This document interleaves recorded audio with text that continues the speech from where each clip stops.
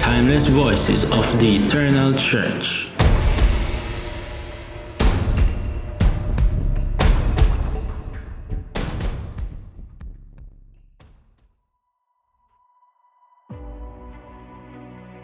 Eric Liddelle, known as the Flying Scotsman for winning the gold medal in record time in the 400-meter 1924 Olympic Games in Paris.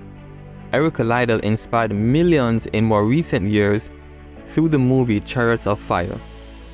Born January 16, 1902, to missionary parents in Tientsin, China, his parents intended to call him Henry Eric Liddelle, until a friend pointed out that a missionary son might have a problem with those initials, so they named him Eric Henry. When Eric was 5, his family returned to Scotland for their first furlough. When the year's rest was over, and first his father and then his mother returned to China, Eric and his older brother and younger sister enrolled in boarding schools for missionary children. They spent the holidays with their relatives in Scotland. By the time Eric was 16, running was his favorite sport, and he and his brother took either first or second place in 6 school track events. Eric's time of 10.2 seconds for the 100-yard dash set a school record that remained unbroken for over 70 years.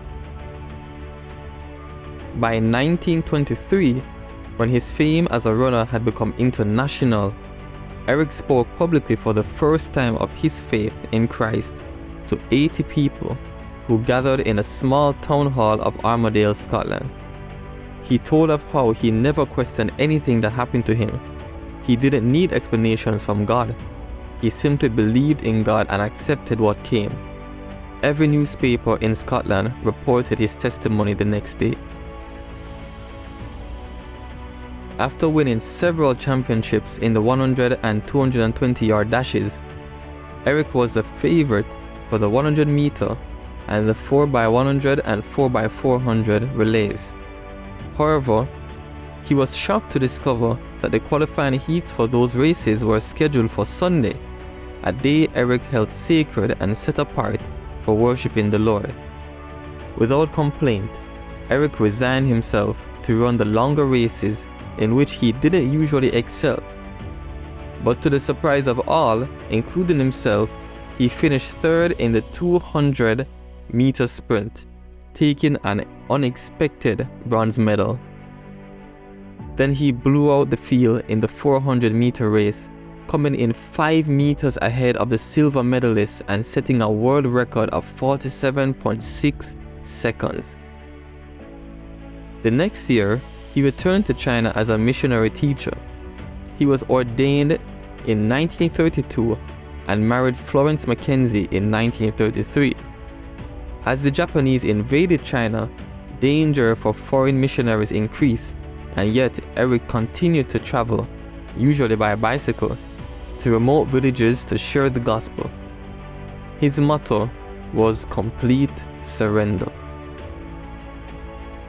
Threats from the Japanese became so severe that Florence and the children returned to Canada in 1941, but Eric remained in China, ministering under ruthless conditions. The Japanese required all missionaries to wear armbands and prohibited church services, but the Christians met in house churches anyway. In March of 1943, the Japanese put Eric, along with other Americans and British, in an internment camp. There he taught math and Bible classes and organized sports activities and volunteered for every exhausting task until he wore himself out. Annie, the camp nurse, tried to get him to slow down, especially because of the intense headaches he was experiencing. At first, she thought it was the flu and sinusitis, but ultimately everyone realized he had a brain tumor. On February 21, 1945, he collapsed and said to the nurse, "Annie, it's complete surrender." Then he managed to scribble something on a scrap of paper. Within minutes, he died. All 1,800 people in the camp attended his funeral. On the scrap of paper was the name of his favorite hymn, Be Still My Soul, that he earlier had requested to be sung at his funeral.